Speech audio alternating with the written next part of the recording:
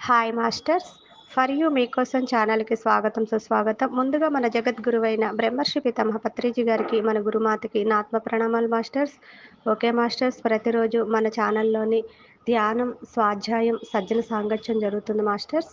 ఈరోజు మన ఛానల్‌కి సీనియర్ పీరియడ్ మాస్టర్ గారైన పార్వతి మేడం ఖమ్మం నుంచి వచ్చారు. మేడం గారిని సాదరంగా ఆహ్వానించుకుందాం. ఈరోజు మేడం చెప్పబోయే టాపిక్ రామాయణంలోని పాత్రల యొక్క విశిష్టత. ఈ గొప్ప ఆత్మజ్ఞానం అందించడానికి మేడం గారికి వెల్కమ్ చెప్దాం మాస్టర్స్. నమస్తే మేడం, వెల్కమ్ మేడం. శ్రీ గురుభ్యో నమః. బ్రహ్మర్షి పితామహ పత్రిజీ గారికి, అమ్మ మాతాజీ గారికి నా ఆత్మ ప్రణామములు. నాకు ఆనాపాన సతీ ధ్యానాన్ని నేర్పించిన స్వరూపరాణి మేడం గారికి నా ఆత్మ ప్రణామములు, కృతజ్ఞతలు చెప్పుకుంటున్నాను.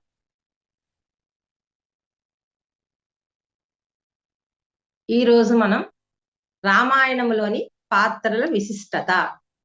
రామాయణం అంటేనే అందరికీ తెలిసింది సీతారాముల కథ అని. అసలు ఆ పాత్రలు ఏంటి, ఆ పాత్రల్లో ఉన్న అంతరార్థం ఏంటి అనేది మనం తెలుసుకుందాం.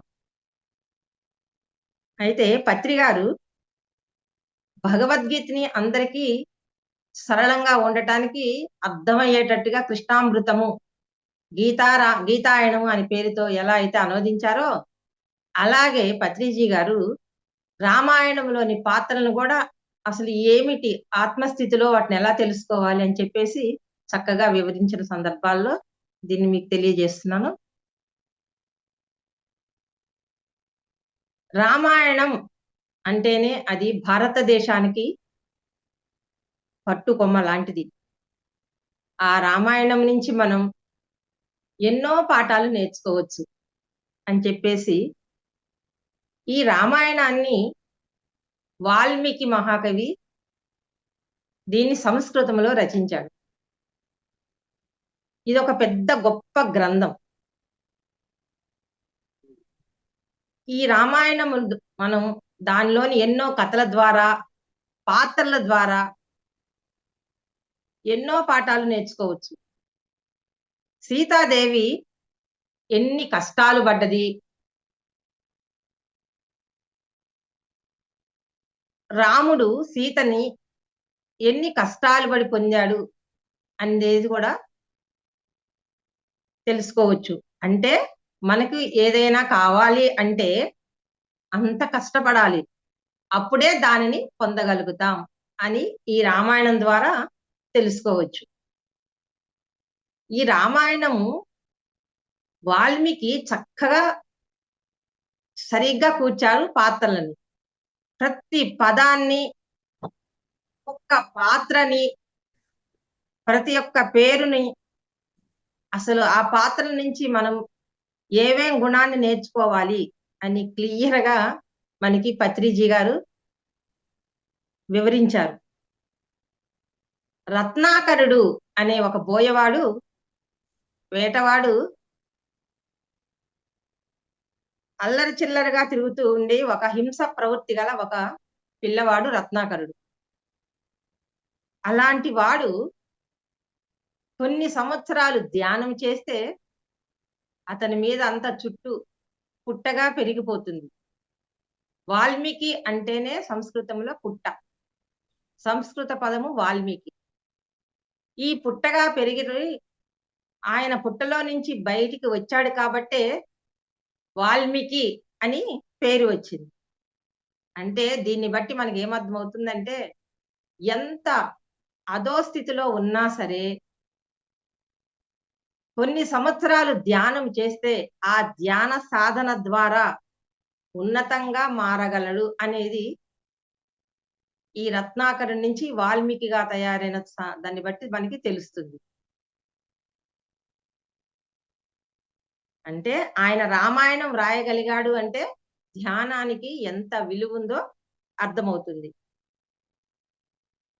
వాల్మీకి ఆయన క్రితం జన్మలో తులసీదాసుగా ఉండి రామచరిత్ మానస్ అనే గ్రంథాన్ని హిందీలో ప్రపంచానికి అందించాడు. ఇలా రామాయణాన్ని సంస్కృతంలో ఇచ్చారు. ఇంత గొప్ప గ్రంథాన్ని అందించటం వల్లే మనం ఈ రోజున ఇంత జ్ఞానాన్ని నేర్చుకోగలుగుతున్నాం. ఇకపోతే రామాయణం అంటేనే రాముడు సీత కథ. రాముడు ధర్మం అనే దారి చూపించాడు. ఎలా అంటే తండ్రి మాటని గౌరవం ఇచ్చి దానికి కట్టుబడి ఉండే వ్యక్తి, ఉత్తముడు, మాట తప్పనివాడు, ఆపదలలో కూడా తొణకని మనిషి రాముల వారు. స్నేహశీలి, అందరికీ మేలు చేసేవాడు, ధీరుడిగా వీరుడిగా శివధనుస్సును విరించి సీతాదేవిని పరిణయమాడిన సమన్వయ సహనము ఓర్పుతో సీతను రావణుని చెర నుంచి దక్కించుకున్న సుగుణాల రాశి.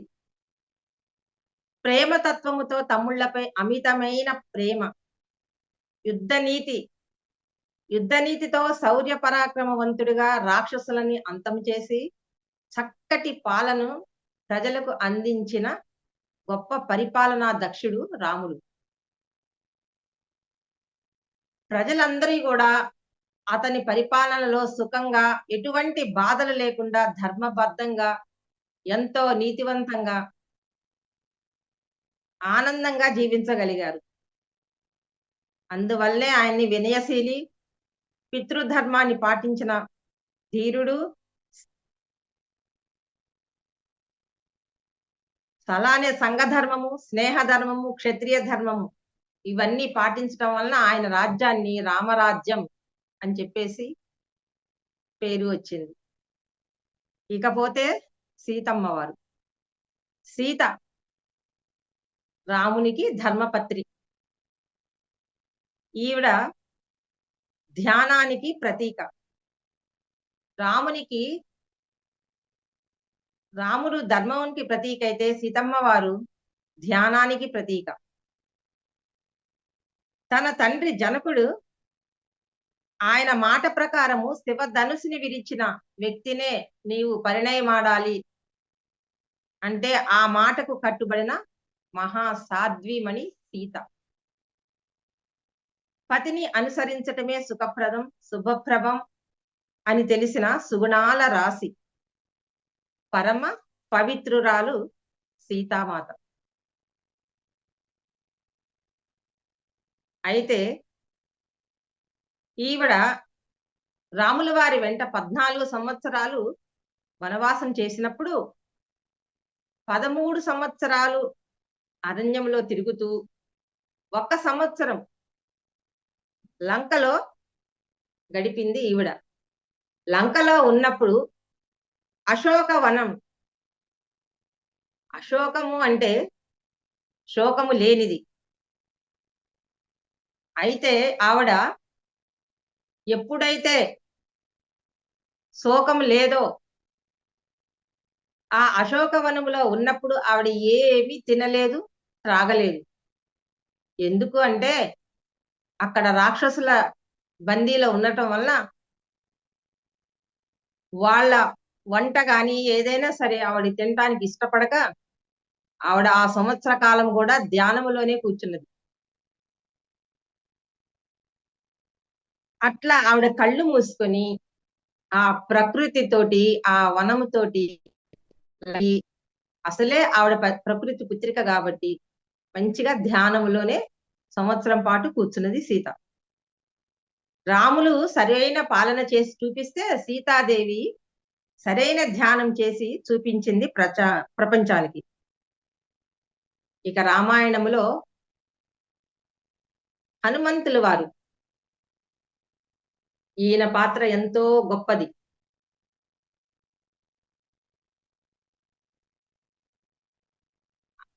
వాయుపుత్రుడు, శక్తిమంతుడు, ఆనాపానసతి ధ్యానం అంటేనే శ్వాస మీద ధ్యాస. ఈ శ్వాస మీద ధ్యాస ధ్యానానికి ప్రతీక వాయుపుత్రుడైన హనుమంతుడు.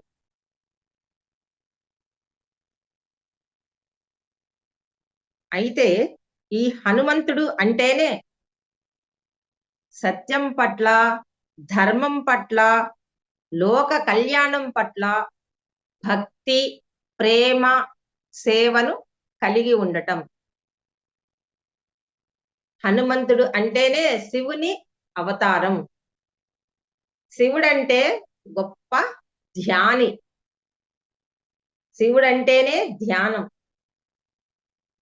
హనుమంతుల వారి దగ్గర నుంచి ధ్యానం తప్ప ఇంకొకటి లేదు. రామాయణంలో ముఖ్యంగా ఇక్కడ చెప్పబోయేది ఏమిటి అంటే, హనుమంతులు వారు రాకముందు రామాయణంలో కిష్కింధ కాండే ఉండేది. హనుమంతుల వారు వచ్చిన తర్వాత అది సుందరాకాండగా మారింది. అంటే మనం ధ్యానం చేయకముందు కిష్కింధకాండ, ధ్యానం చేసిన తర్వాత మనమందరము కూడా సుందరాకాండ. అంటే ధ్యానం చేసినప్పుడు మనకి అర్థమవుతుంది, అసలు ఎరుక అనేది తెలుస్తుంది. ధ్యానానికి ముందు, చెయ్యక ముందు మన జీవితంలో ఎన్నో కష్టాలు, సుఖాలు, దుఃఖాలు అనేవి కలుగుతూనే ఉంటాయి. కానీ మనం సుఖాలని పట్టించుకోలేదు. ఒక కష్టాలను పట్టించుకున్నప్పుడు అబ్బా ఎందుకు ఈ కష్టం వచ్చింది, ఈ కష్టం నాకే రావాలా, అసలు ఎందుకు వచ్చింది అని చెప్పేసి చాలా మనం ఆందోళనగా, బాధగా ఉంటూ దుఃఖంలో ఉండేవాళ్ళం. ఏ పని కూడా అంత ఒక్కొక్కసారి అన్నీ ఉన్నా కూడా ఏదో లేదు అనే వెలితితోటి అంత తృప్తిగా లేని జీవితం ఉండేది. కానీ ధ్యానం చేసిన తర్వాత ఎప్పుడైతే ఈ సాధన మొదలు పెడతామో అప్పుడు మనం ఆధ్యాత్మిక ప్రపంచంలోనికి అడుగు పెడుతున్నట్టు. అంటే సుందరాకాండ అంటే అర్థమవుతుంది మనం ఈ ఆధ్యాత్మికలోకి వచ్చిన తర్వాత. మనకు వస్తాయి కానీ వాటిని ఎదుర్కొనే ధైర్యము, శక్తి ఇది మనమే చేశాము, వీటిని మనం ఎదుర్కొనాలి అని చెప్పేసేసి జీవితం అంటేనే ప్రతిదీ ఆటుపోట్లు అనేది ఉంటాది. ఇవన్నీ మనం ఎదుర్కోవటానికే ఈ జీవితం, ఈ జన్మని తీసుకున్నాము. దీనన్నిటిని ధ్యానము ద్వారా సరి అయిన మార్గంలో పెట్టుకొని తృప్తితో ఆనందంగా జీవించగలుగుతాము అనేసి మన జీవితాన్ని సుందరాకాండగా చేసుకున్నాం. అసలు రామాయణం యొక్క నిజమైన సందేశం మనసు ఎక్కడెక్కడో తిరుగుతున్న దాన్ని సరైన మార్గములో పెట్టుకొని అది కాదు నేను అవసరం. అందువలన విశేషముగా ధ్యానం చేసి సాధన చేసి అందరము కూడా సుందరాకాండలోనికి ప్రవేశిద్దాం మాస్టర్స్.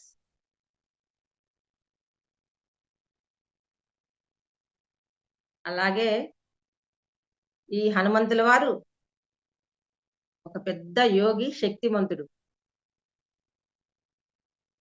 హనుమంతుని దగ్గర నుంచి మనం ఏం నేర్చుకోవాలి అంటే,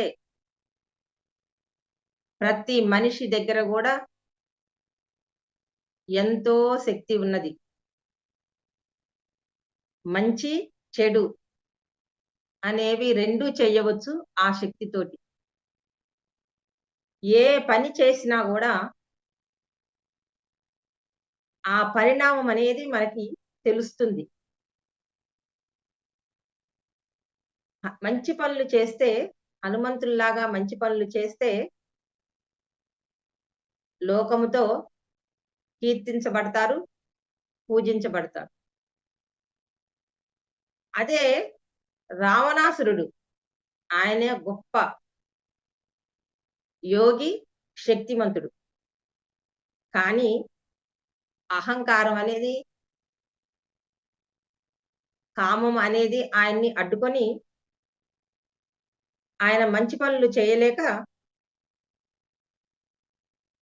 లోక కంటకుడుగా తయారవుతాడు. ఎప్పుడైతే లోక కంటకుడుగా ఉంటాడో అప్పుడు ధ్యాన శక్తిని ఉపయోగించుకొని ఆ శక్తితోటి నలుగురికి ఉపయోగపడేది, తనకు ఉపయోగపడేటట్లుగా ఏదైనా సరే మంచి పనులు చేయాలి అని చెప్పేసి హనుమంతుల వారి దగ్గర నుంచి మనం నేర్చుకోవచ్చు. అలాగే ఆత్మకి శక్తి ధ్యానం ద్వారానే వస్తుంది. మనకి శరీరానికి శక్తి జిమ్ము, యోగా ఇలా చేస్తూ శరీరానికి ఫిజికల్‌గా మనం స్ట్రెంగ్త్‌ను ఏర్పరచుకుంటాం. అలాగే ఆత్మకి శక్తి రావాలి అంటే ధ్యానం అనేది కంపల్సరీగా అవసరం. సీతమ్మ వారు, రాముల వారు ఎవరైనా సరే అంత ఆత్మశక్తిని పొందారు అంటే అది ఓన్లీ ధ్యానము ద్వారానే. ఎందరో మహానుభావులు మన దేశానికి స్వతంత్రం తెచ్చిన వాడైనా సరే గాంధీజీ గాని, మోడీ గారు గాని, ఇంకా ఎంతమందో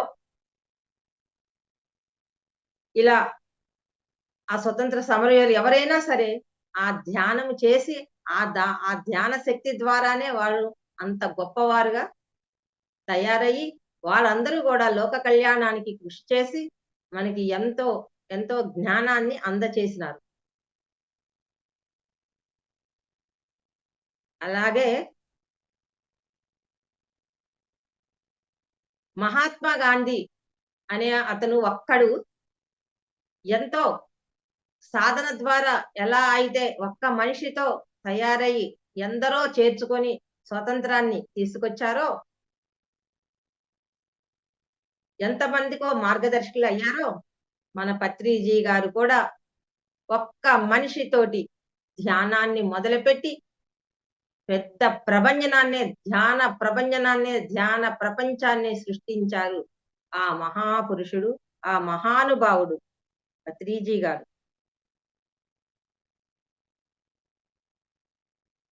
అన్ని దేశాలలో తిరుగుతూ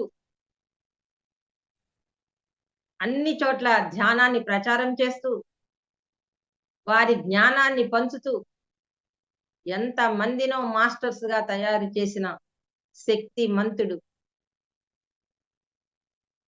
ఆ జగద్గురువైన పత్రిజీ గారికి మరొక్కసారి మనం అందరము కూడా కృతజ్ఞతలు చెప్పుకుందాం.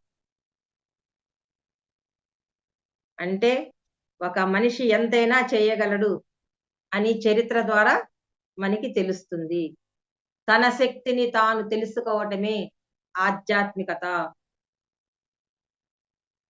ఇలా ధ్యానము చేసి పిఎస్ఎస్ఎం మాస్టర్స్ ఎంతో ఎంతో ఎన్నో పనులని చేసి చూపిస్తున్నారు. ఎంతో జ్ఞానాన్ని పంచుతున్నారు. రాముడు, లక్ష్మణుడు, సీత, హనుమంతుడు, జాంబవంతుడు ఇలా అనేక మంది శక్తి వల్లనే అతి శక్తివంతుడైన రావణాసురుణ్ణి హతమార్చారు. అంత ఉందన్నమాట ధ్యానానికి శక్తి. అలాగే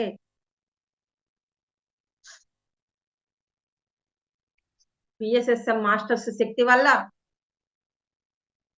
మాంసాహారం నశించి అహింసా మార్గములో శాకాహార ర్యాలీలతో సత్య యుగాన్నే సృష్టించగలరు.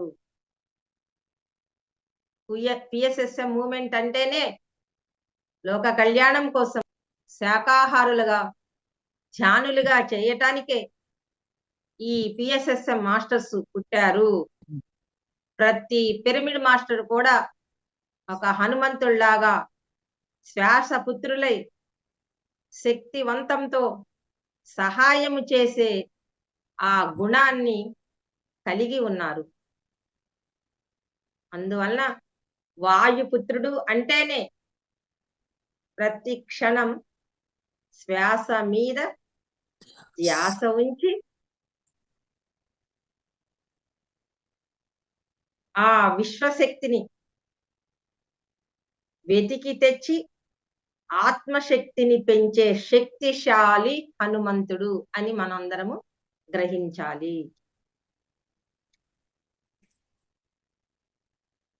ఇకపోతే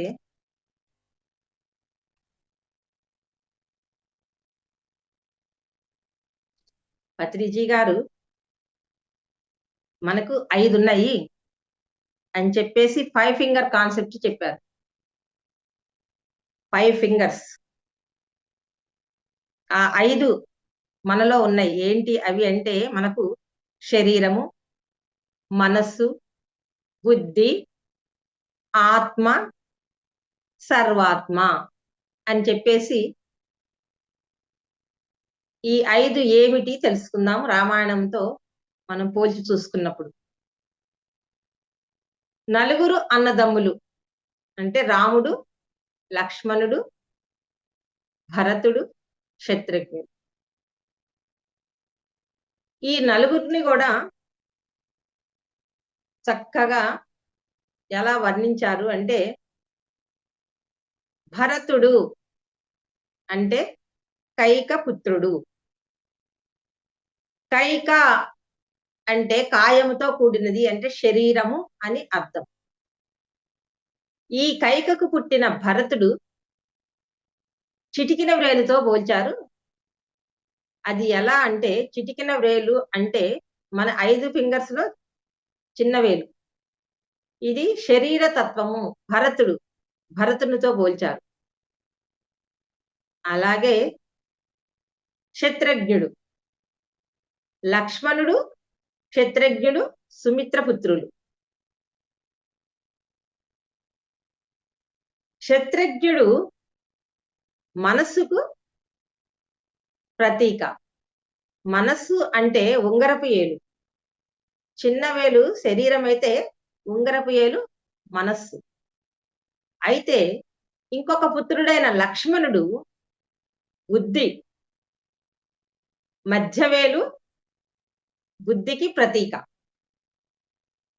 అలాగే కౌశల్య పుత్రుడైన రాముడు ఆత్మకి అంటే చూపుడు వేలు ఆత్మతత్వాన్ని పోలి ఉంటుంది.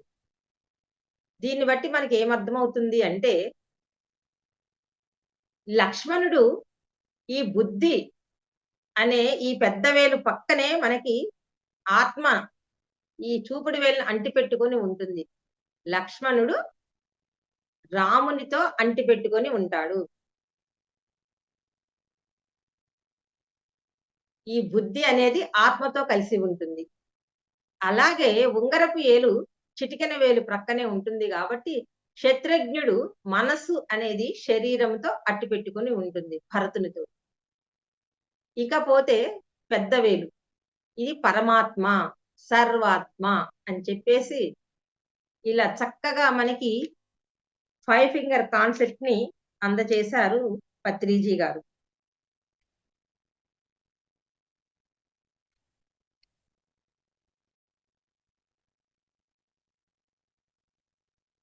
అయితే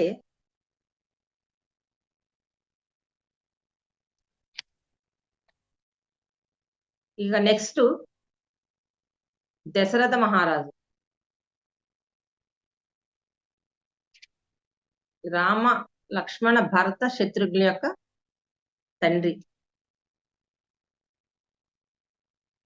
దశరథ మహారాజు దశ అంటే 10 రథాలు అంటే 5 కర్మేంద్రియాలు, 5 జ్ఞానేంద్రియాలు.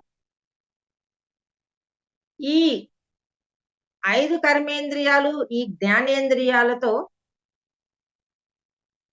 కూడి ఉన్న జీవి దశరథుడు. అంటే దేహాన్ని ఈ 10 ఇంద్రియాలతో కూడి ఉండి సరి అయిన మార్గముతో పయనింపచేసే జీవి దశరథ మహారాజు. అంటే ఈయన అయోధ్యను పరిపాలించాడు. అయోధ్య, యోధ్య అంటే యుద్ధము చేత జయింపబడేది. యోధ్య అంటే యుద్ధము చేత జయింపబడేది. అయోధ్య ఆ ప్లస్ యోధ్య. అయోధ్య అంటే యుద్ధము లేకుండా ఉండటం, యుద్ధము చేత జయింపబడనిది. ఈ అయోధ్య అనే శరీరములో 5 కర్మేంద్రియాలు 5 జ్ఞానేంద్రియాలతోటి ఉన్న జీవుడు. ఈ జీవునికి అంటే ఈ దశరథ మహారాజుకి 3 భార్యలు.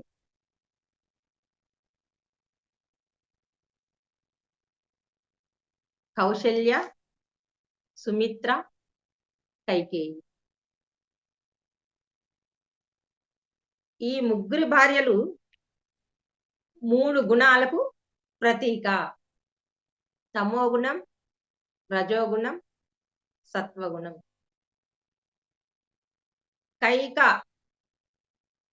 అంటే శరీరముతో ఉన్నది కాబట్టి తమో గుణాన్ని కలిగి ఉన్నది. సుమిత్ర ఈవిడ మధ్యస్థం. ఈవిడ రజోగుణాన్ని కలిగి ఉన్నది. అందువలనే ఒక పుత్రుడు రామునితోటి, ఒక పుత్రుడు భరతునితోటి ఉన్నాడు. ఈవిడకు జన్మించిన 2 పుత్రులు. కౌశల్య. కౌశల్య అంటే కుశలాన్ని చూపిస్తుంది, సత్వగుణాన్ని చూపిస్తుంది. అందువలన ఈవిడికి ఆత్మారాముడు జన్మించాడు. ఇలా 3 భార్యలైన కౌశల్య, సుమిత్ర, కైకలను చక్కగా 3 గుణాలతో పోల్చి వారి కుమారులను కూడా మనకి ఎలా ఏంటి అనేది 5 ఫింగర్స్ కాన్సెప్ట్స్ తోటి చక్కగా అందించారు మన పత్రిజీ గారు.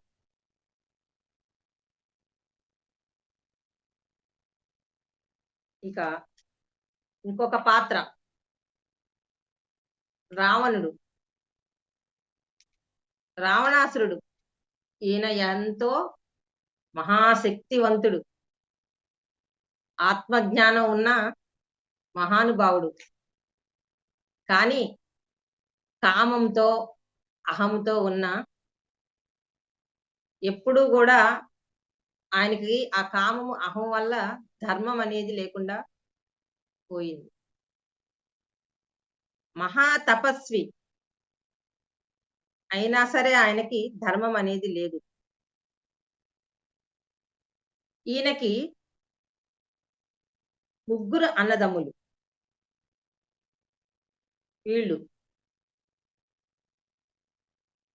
రావణాసురుడు, కుంభకర్ణుడు, విభీషణుడు. విభీషణుడు బుద్ధికి ప్రతీక. ఆయన ఎప్పుడూ కూడా ధర్మ మార్గంలో ఉంటాడు. అందువల్లనే ఆయన వివేకముతో దుర్బుద్ధి అనే రావణాసురుణ్ణి వదిలేసి సద్బుద్ధి అనే రాముణ్ణి చేరిన సుగుణశీలుడు. రావణుడు అంటేనే మనస్సుకి ప్రతీక. రజోగుణములో ఉంటాడు రావణుడు. ఈయన్ని దశకంఠుడు అంటే 10 తలలు కలిగి ఉన్నవాడు. అందువల్లనే పరిపరి విధాలుగా ఎన్నో ఆలోచనలు చేస్తూ చిత్త చాపల్యానికి లోనవుతూ ఉంటాడు రావణుడు.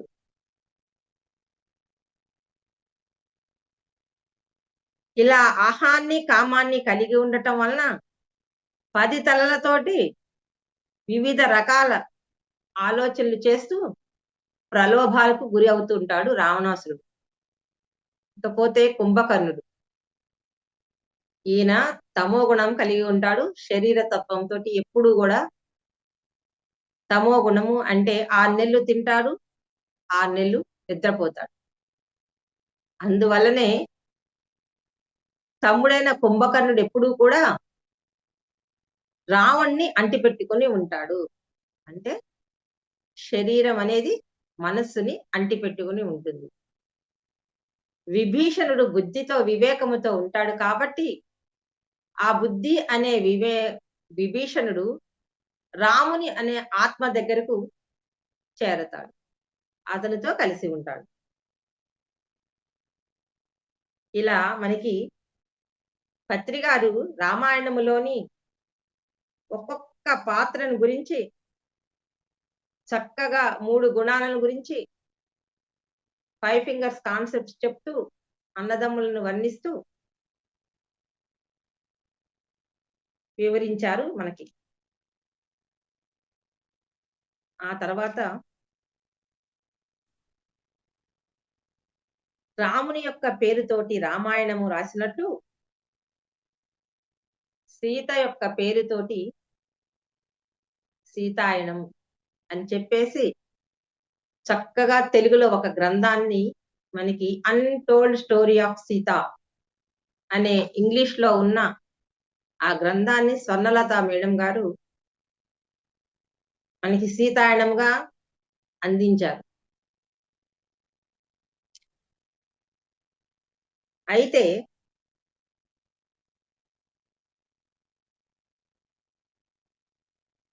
అసలు ఈ సీతాయనములో కొన్ని నిజాలు అనేవి ఉన్నాయి.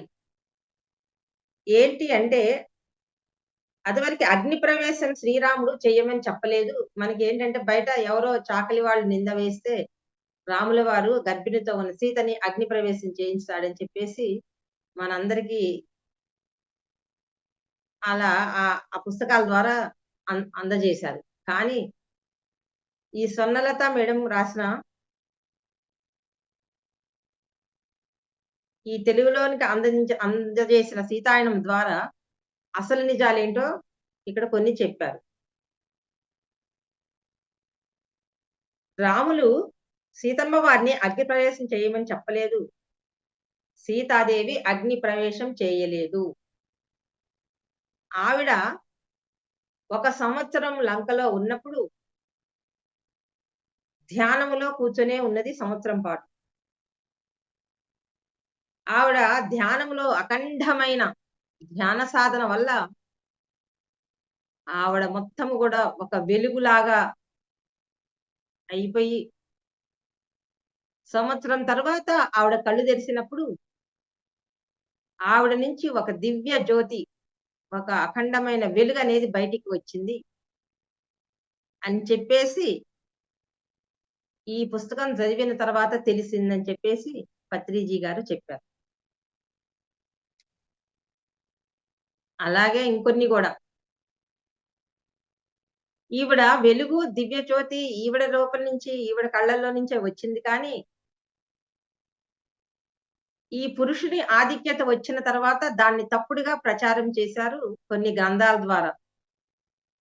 చాకిలివాడి నింద వేస్తేనే నిరూపించుకోవటానికి అగ్ని ప్రవేశం చేయించారు రాముల వారు అనేది తప్పుడు ప్రచారము అని చెప్పేసి క్లియర్ గా చెప్పారు.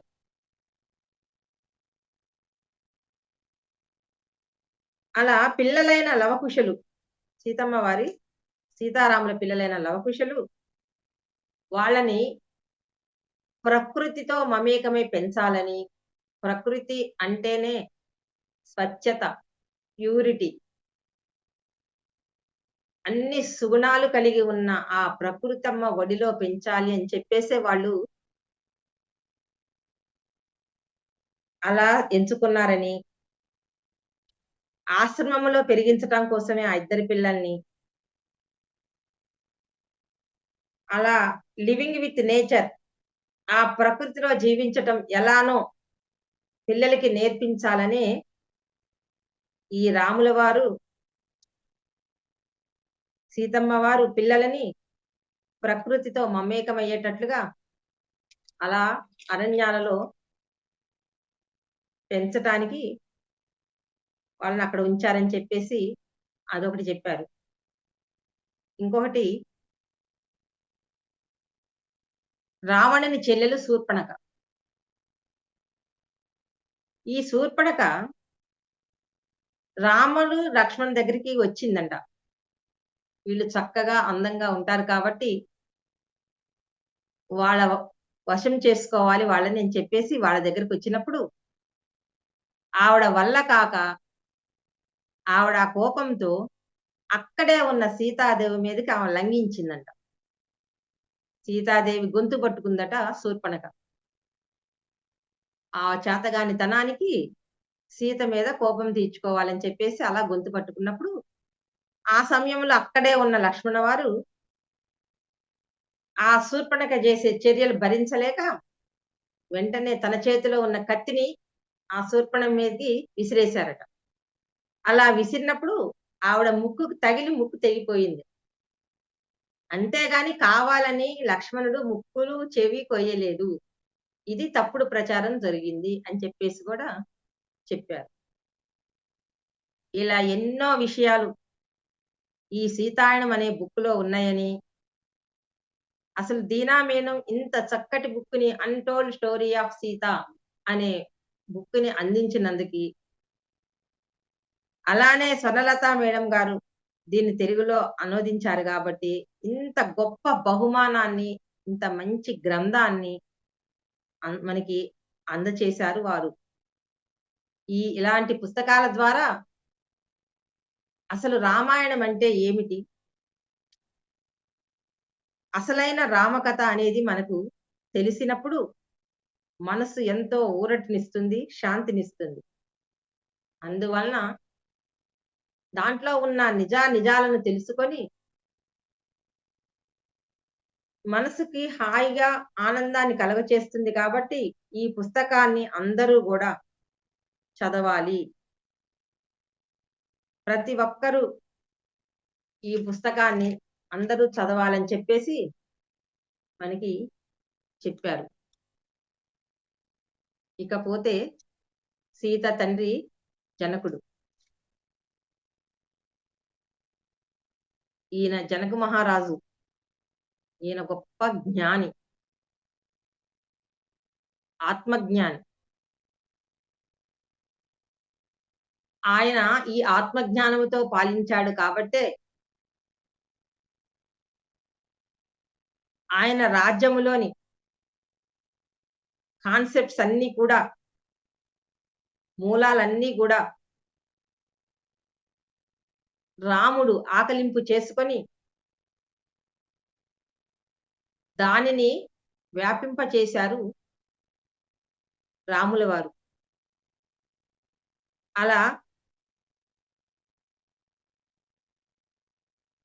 ఆత్మ జ్ఞానముతో జనక మహారాజు అందించిన ఆ మూలాలని పట్టుకొని పరిపాలన చేశాడు కాబట్టే రామరాజ్యం అని చెప్పేసి పేరొచ్చేసింది.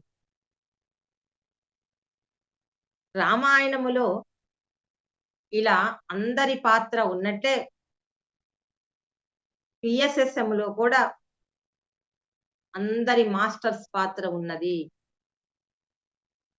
పిఎస్ఎస్ఎం అంటేనే ఒక పెద్ద రామాయణం. ఇది ఒక నవయుగ రామాయణం. దీంట్లో పిరమిడ్స్ కట్టేవాళ్ళు పిరమిడ్స్ కడతారు, శాకాహార ర్యాలీలు చేస్తుంటారు, కెమెరా షూట్ చేసేవాళ్ళు కెమెరా షూట్ చేస్తారు, వంట చేసేవాళ్ళు, ధ్యాన ప్రచారం చేసేవాళ్ళు, ధ్యానం చేసేవాళ్ళు, ఎంతో జ్ఞానాన్ని పుస్తకాల ద్వారా అందించేవాళ్ళు, ఇలా పరి విధాలుగా ఈ పిఎస్ఎస్ఎం మూవ్‌మెంట్ నడిపిస్తూ ఉన్నారు. అందువల్లనే శాకాహార ర్యాలీలతోటి, ధ్యాన ప్రపంచ ప్రచారాలతోటి పిఎస్ఎస్ఎం మాస్టర్స్ అందరూ కలిసి ఒక నవయుగ రామాయణాన్ని సృష్టించారు అని చెప్పేసి చక్కటి సందేశాన్ని మనకి అందచేశారు. ఏదైనా సరే ఈ రామాయణం ద్వారా మనం నేర్చుకున్నది ఏమిటి అంటే, సాధన ద్వారానే వాల్మీకి ఆ మహర్షి మనకి ధ్యాన సాధన చేసే గ్రంథ రూపంలో అందించారు కాబట్టి, ఇలాంటి వాల్మీకి రచించిన ఈ గ్రంథ రూపంలో ఇటువంటి అద్భుతమైన ఈ పుస్తకాల ద్వారానే మనకి ఇంతటి జ్ఞానాన్ని ఇప్పుడు తెలుసుకోగలుగుతున్నాం. ఆనాడు వాళ్ళు రాసి మనకి అందజేయబట్టే మనకి ఈనాడు ఇన్ని విలువలు గల ఈ గ్రంథాన్ని మనం తెలుసుకొని ఇంత జ్ఞానం తెలుసుకుంటామంటే వారి అందరి యొక్క సాధన. ఇటువంటి దివ్యమైన అద్భుతమైన ఈ జ్ఞానం ద్వారా పిఎస్ఎస్ఎం ఈ మూమెంట్ ద్వారా జూమ్ వేదిక ద్వారా ఎన్నో కాన్సెప్ట్ ద్వారా ఈ యొక్క జ్ఞానాన్ని మనం తెలుసుకొని చాలా ఆనందంగా హాయిగా జీవించగలుగుతున్నాము. అంటే ఇదంతా పత్రి గారు మనకిచ్చిన పెద్ద బహుమతి.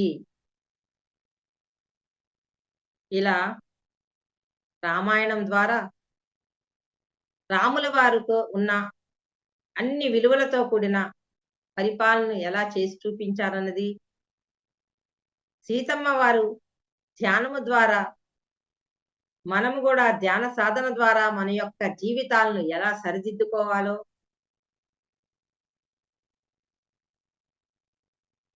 అందువలన మన పెళ్లిళ్ళు జరిగేటప్పుడు మన ఆనవాయితీ ఏమిటి అంటే సీతారాముల వారి ఫోటో పెట్టుకోవటం.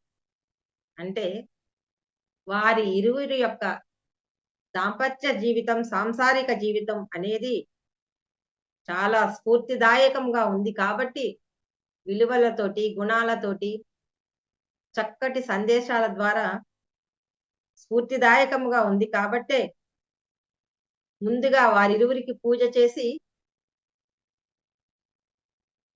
పెళ్లిళ్ళు చేయటం ఇది ఆనవాయితీగా వస్తుంది. వీళ్ళిద్దరూ కూడా చరిత్రలో నిలిచారు అంటే ఎంతో ఆత్మజ్ఞానముతో అద్భుతంగా జీవించిన మహానుభావులు. కాబట్టి మనం కూడా అటువంటి లక్షణాలని అలవర్చుకొని అద్భుతమైన జీవితాన్ని గడపాలి అని చెప్పేసి తెలియచేస్తున్నారు. ఎప్పుడు కూడా కష్టాలు, సుఖాలు, ఈ దుఃఖాలతోటి ఏదో జీవిస్తున్నాము అని కొట్టుమిట్లాడకుండా ఈ ప్రపంచం నుండి, ఈ ప్రాపంచికం అనే దాని నుండి ఆధ్యాత్మికతలోకి వచ్చి ఈ సాధన చేసి అసలు వాస్తవాలు ఏంటో తెలుసుకొని ఇలా ఈ రామాయణములో ఉన్న ఈ పాత్రల ద్వారా ఈ మంచి లక్షణాలని మనం కూడా అలవర్చుకొని ఈ సత్వ రజో తమో గుణాలను ఎంతవరకు ఏ సమయములో పాటించాలో తెలుసుకొని మనము కూడా ఆనందముగా, ఆదర్శప్రాయముగా జీవించాలి.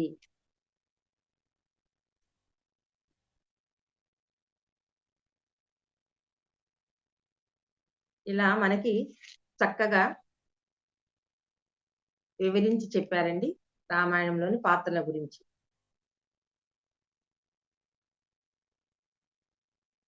ఇకపోతే అసలు మనకి ఇంత మంచి జ్ఞానాన్ని, ధ్యానాన్ని, అలాగే గ్రంథ పఠనాన్ని చేయాలని చెప్పేసి ఎన్నో విలువలతో కూడిన జీవితాన్ని అందిస్తున్న ఆ పత్రిజీ గారి గురించి మనం ఒక్కసారి తెలుసుకుందాం. సుభాష్ పత్రి. సుభాష్ పత్రిలోని సు అంటే శూన్య స్థితే దైవ స్థితి అని బోధించి, శూన్య స్థితే దైవ స్థితి అని బోధించి, భా అంటే భాస్కరుని కిరణాలు జగత్ అంతా ఎలా వ్యాపిస్తున్నాయో, భాస్కరుని కిరణాలు జగత్ అంతా ఎలా వ్యాపిస్తున్నాయో ధ్యానాన్ని అలా వ్యాపింపచేసి, షు అంటే బాహ్య మౌనం, అంతరమౌనాన్ని పాటింపచేసి ప అంటే పరిపూర్ణంగా, త్రి అంటే త్రికాల జ్ఞానులుగా, త్రిలోక సంచారులుగా, త్రిలోక సంచారులుగా తీర్చిదిద్దిన ఒక గొప్ప ఎన్లైటెండ్ మాస్టర్స్ సుభాష్ పత్రిజీ గారికి ఆత్మాభివందనాలు, శతకోటి వందనాలు. ఆ దివ్యమూర్తికి హృదయపూర్వక కృతజ్ఞతలు. ఇకపోతే ఒక చిన్న పాట అండి పత్రిజీ గారిది.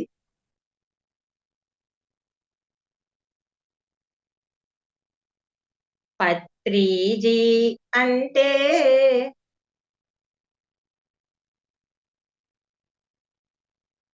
ఒక చిన్న పాట పత్రిజీ గారి. పిల్లన గ్రోవి పట్టినాడే పత్రిదేవుడు, పిల్లన గ్రోవి పట్టినాడే పత్రిదేవుడు, ప్రపంచాన్ని ధ్యానమయం చేసేటందుకు. పిల్లన గ్రోవి పట్టినాడే పత్రిదేవుడు, ప్రపంచాన్ని ధ్యానమయం చేసేటందుకు. ఎన్నెన్ని ఆటుపోటులున్నా, ఎన్నెన్ని ఒడుదొడుకులున్నా, ఎన్నెన్ని ఆటుపోటులున్నా, ఎన్నెన్ని ఒడుదొడుకులున్నా, సత్యమేవ జయతంటూ పిల్లన గ్రోవి పట్టినాడే పత్రిదేవుడు, పిల్లన గ్రోవి పట్టినాడే పత్రిదేవుడు, ప్రపంచాన్ని ధ్యానమయం చేసేటందుకు. తనలోనే దైవముందని, తనలోనే దైవముందని, అది శ్వాస మీద ధ్యాసతోనే తెలుస్తుందని. తనలోనే దైవముందని, అది శ్వాస మీద ధ్యాసతోనే తెలుస్తుందని. ఊరూరు తిరిగినాడు, వాడవాడ తిరిగినాడు, ఊరూరు తిరిగినాడు, వాడవాడ తిరిగినాడు, ప్రపంచమే తిరిగినాడు. ఊరూరు తిరిగినాడు, వాడవాడ తిరిగినాడు, ప్రపంచమే తిరిగినాడు. పిల్లన గ్రోవి పట్టినాడే పత్రిదేవుడు, ప్రపంచాన్ని ధ్యానమయం చేసేటందుకు.